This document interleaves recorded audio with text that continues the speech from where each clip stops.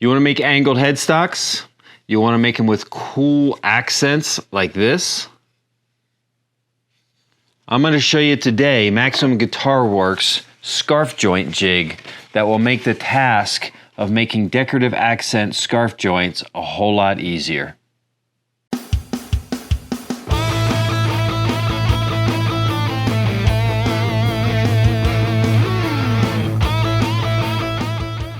This is going to be an instructional video on how to use the Maximum Guitar Works Scarf Joint Jig.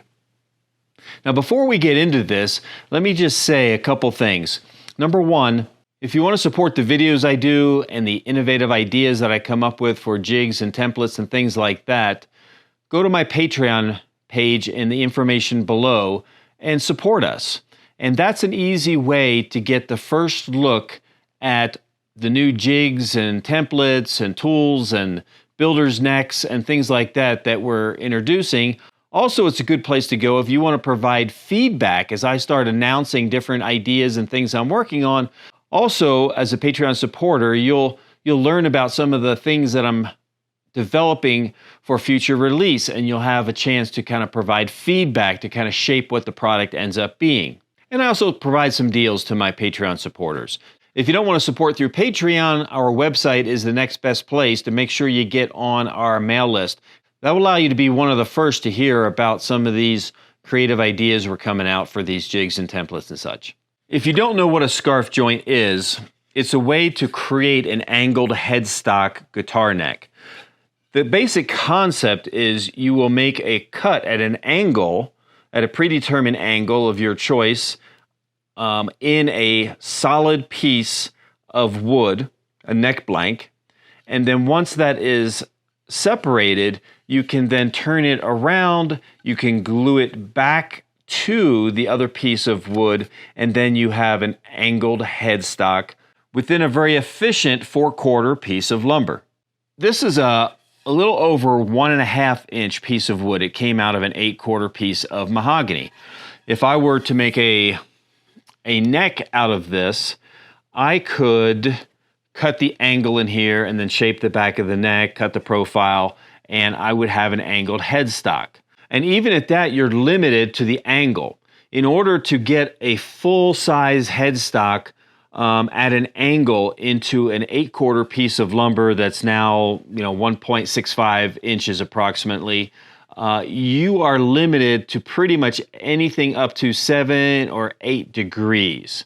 Maybe a little bit more if you've got a shorter headstock. Okay, but that's the most you're going to be able to get with the thickness of that wood, so you have limitations associated with that. When you make a scarf joint, you will start off with a piece of wood like this. This is just a 4/4 neck blank that's 4 inches wide, about 29 inches long, and it'll be more than sufficient for this process. The other thing that we can do is make that angle greater with less material. So again, like we talked about before, 7-8 degrees is about the most you're going to get out of an 8/4 blank in all one piece.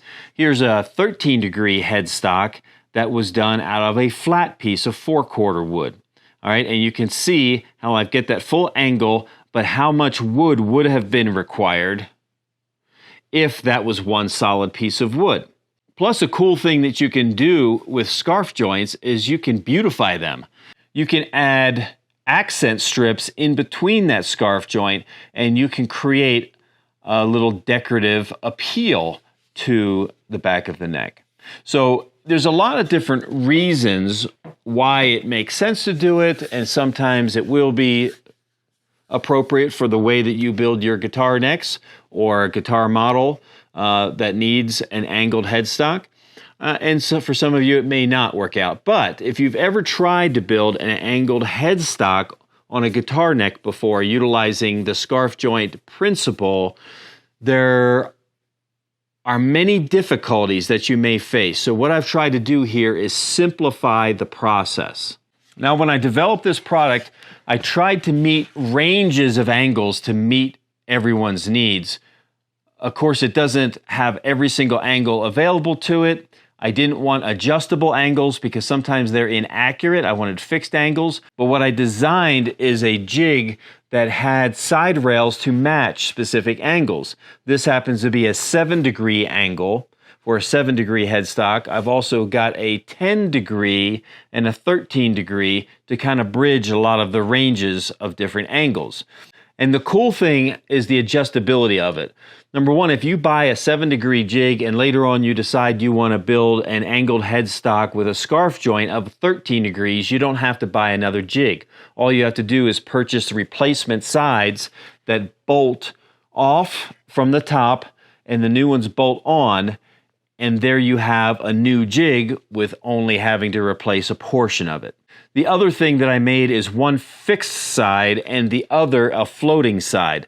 The floating side can be moved in and out to anywhere from 2.5-inch wide neck blank all the way up to approximately 5-inch wide neck blank for those huge, whatever, 8-string bass guitars or whatever you're doing with a super large headstock. Now, I put this together as a kit, and the kit would include a jig with one of the 3 angles that we talked about and an oversized base plate for your router.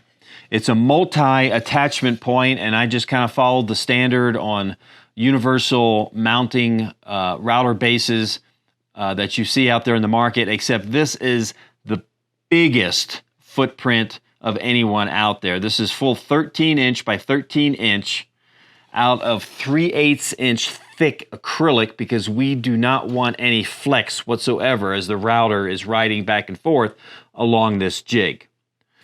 So this, with that, is a basic package. You can certainly order all the pieces individually, or there's some folks out there that have my template sets for like a neck plate recess that is a pretty wide open to recess the back of the body where the neck plate would mount. And this is also a great addition for something like that to span that area a little bit better as you're routing. The Bigfoot oversized base is established to be compatible with a Porter cable size bushing, and you will need a 1-inch minimum, 1-inch hole size in there, and then run as big of a bit as you can. And in this case, it's a 3/4-inch flat bottom bit. Some people may prefer to use a bowl style bit. This is a 3/4-inch diameter with rounded radiused edges on it, and it just is a little bit smoother going back and forth because it's not catching the edges of the next pass. However, it will take you more passes to get it done. So there's 2 different ways you can do it. You can experiment, and whichever way works best for you is what you ought to do. All right, step 1 in this process is you're going to have to take your neck blank and you're going to have to foursquare it, okay? So you're going to have to get one side perfectly flat, the other side parallel, and then the 2 edges jointed so it's square. If you've got a rough edge on one side, it's not going to hold well in this jig. So that's why we need that square. This one happens to be 4 inches wide, which is the typical width that I use for my headstock design.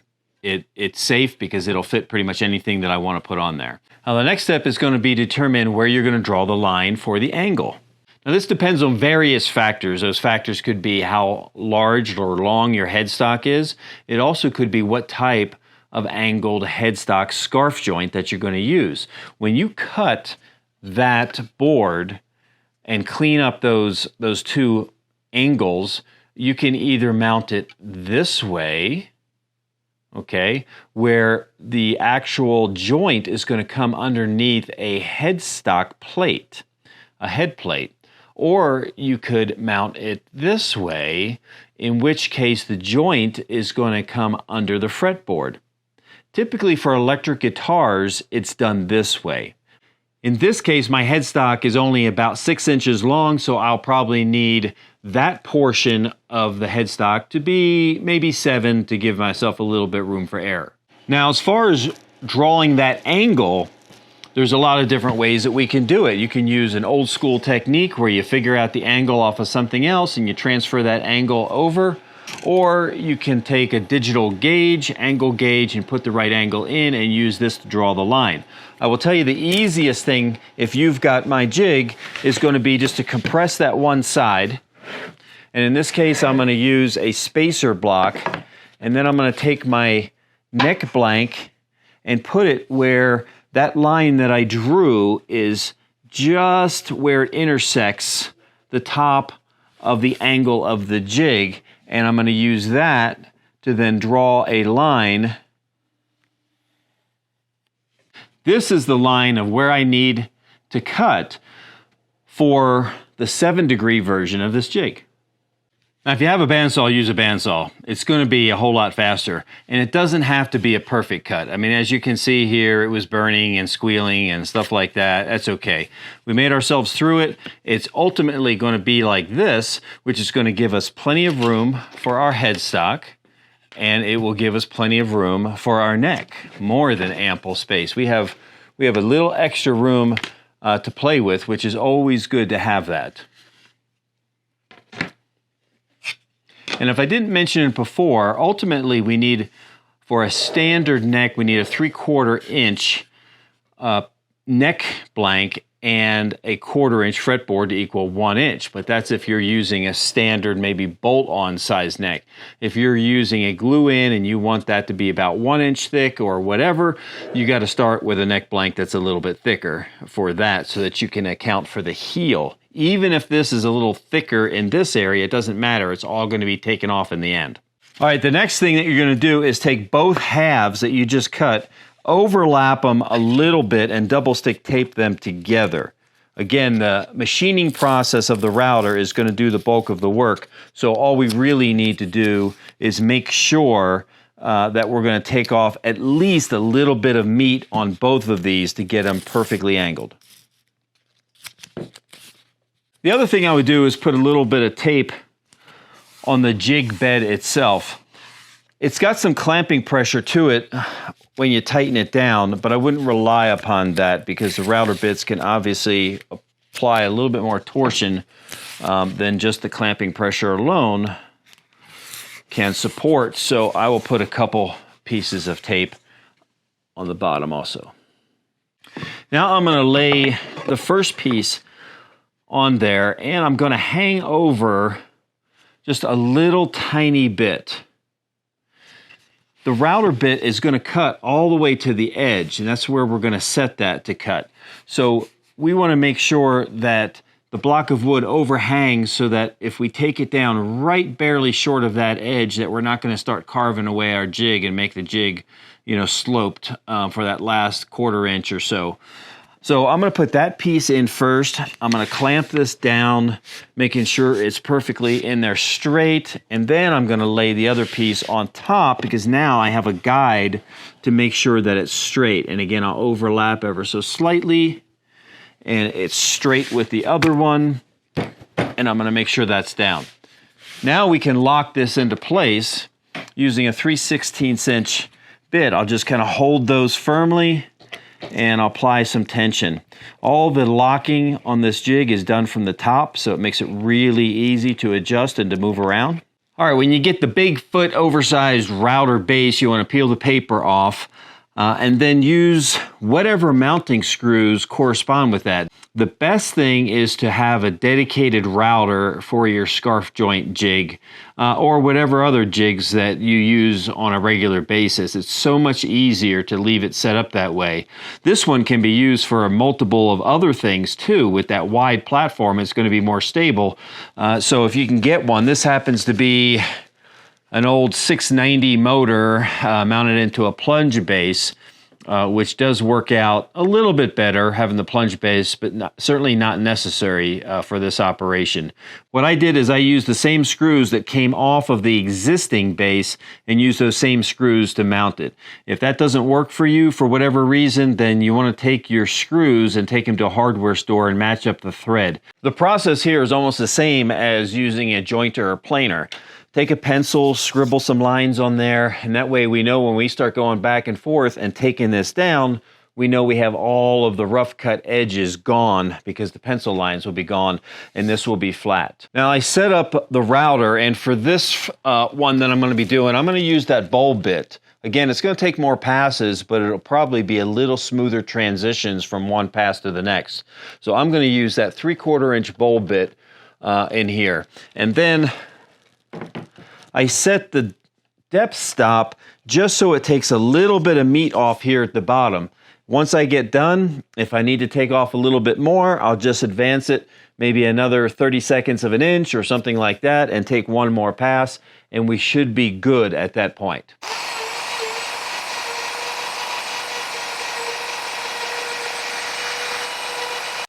Okay, we're almost there. You can see we've taken off a good amount up here, but there's still got pencil line down there. So we still need to take off a little bit deeper in order to get that perfectly smooth, and then we should be all set.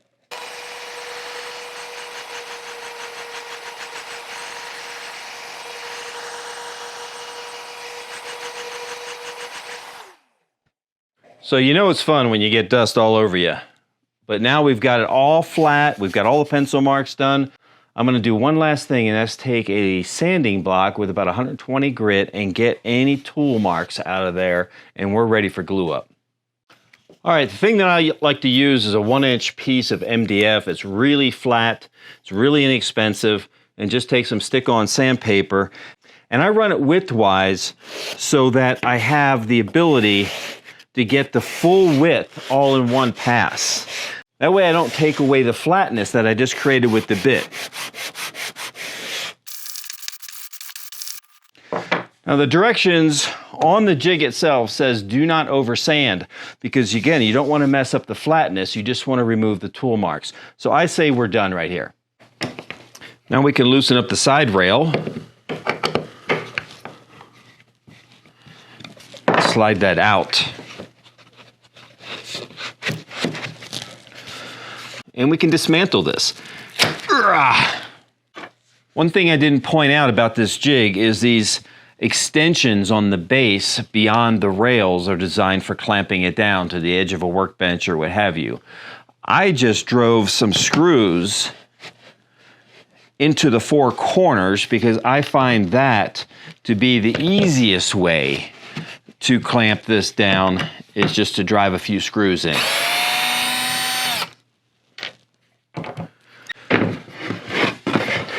All right, and there's the jig. Here's our stack, and we'll just separate the last pieces here.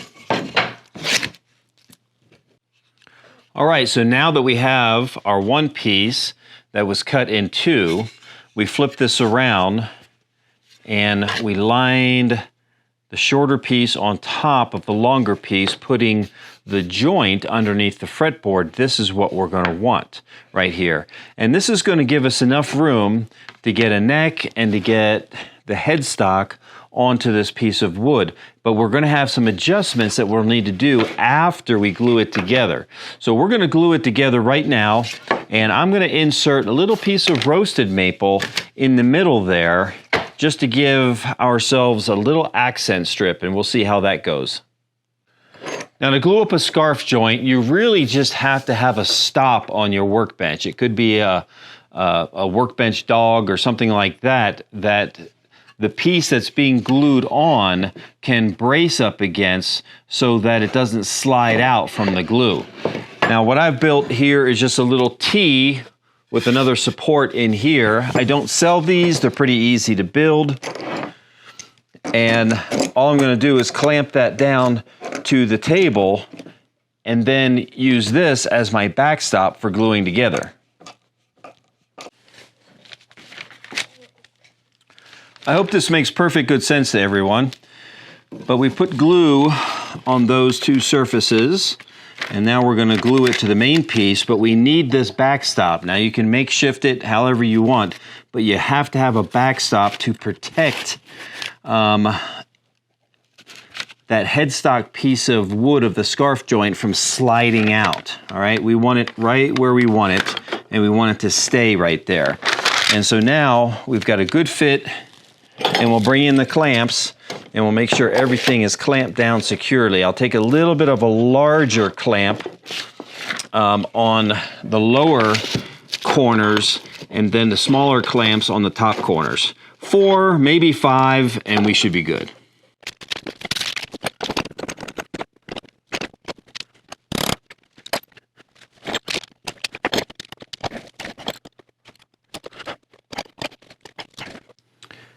And you'll see with 5 clamps on there, she's got some good squeeze out.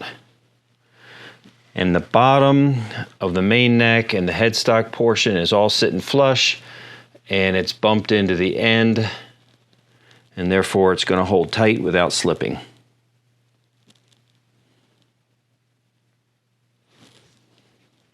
All right, I pulled the scarf joint neck out of the glue-up jig. I took it to the jointer. I surfaced this side so it is flat, and I basically skimmed the edges ever so slightly just for any deviations in the glue-up area, so it's perfect again.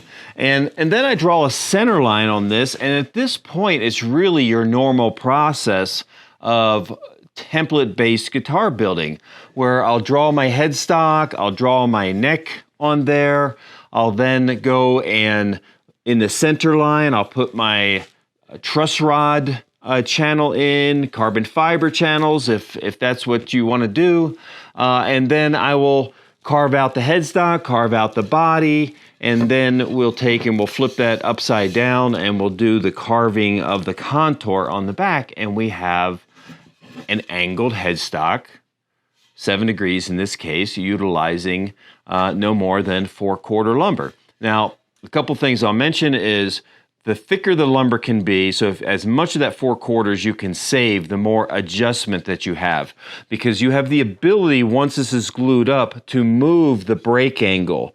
Okay, the more that you plane this area, or joint I should say, this area down, that break angle moves forward. The more you joint or plane, hand plane or joint this headstock area, the break angle moves back. So you have the ability, if you have a little thicker piece of material, that you can adjust that break angle to find the sweet spot. If you're trying to decide which angle to use, you'll notice that the accent piece I put in here goes pretty far forward. It's going to end up inside of the volute area if we do a volute. If we do a flat transition, then it won't be there. But if we do a volute, it will be in there. If you use a steeper angle, like the 13-degree angle, what you'll see is that accent strip stops like 2 inches short of the volute. So maybe 10-degree would be somewhere in between the two, but you have to figure out, when you're doing it this way, it doesn't really matter if you go with a steeper angle for efficiency of the wood, because it's still going to be the same 4/4 piece of wood. But if you're going to add accents, like I choose to do most of the time, then you have to figure out where's that accent going to end, and that angle specifically develops that. So you may want the 7-degree angle for your primary purpose of scarf joints, or you may want a 10 or a 13 or somewhere in between there. You may want more than that, but right now this is all I'm making. So choose whichever one or get the bulk of them. Like I said, it's just a matter of buying the main kit that's got the Bigfoot router base associated with it, and then adding on extras of these now or later if you want to do a different angle to your scarf joint headstock. After hours today, we completed this neck that we showed in this video. The scarf joint that you see is a decorative accent of roasted maple inside of the hard rock maple neck. And we used the Maximum Guitar Works Scarf Joint Jig with the 7-degree side rails. And remember, 10 and 13-degree side rails are also available for it. And the oversized router base, Bigfoot, we used in this process to make this beautiful angled headstock scarf joint neck. Roasted maple fretboard and headstock cap, just beautifully layered, ready for the nut, ready for frets, and this neck will be ready to use. So that's all I really wanted to show you today. Hopefully it all makes sense to you. Let us know if you have any questions whatsoever. Don't forget to subscribe on our website. Check out our Patreon list below. And remember that no matter what you do, start with excellence.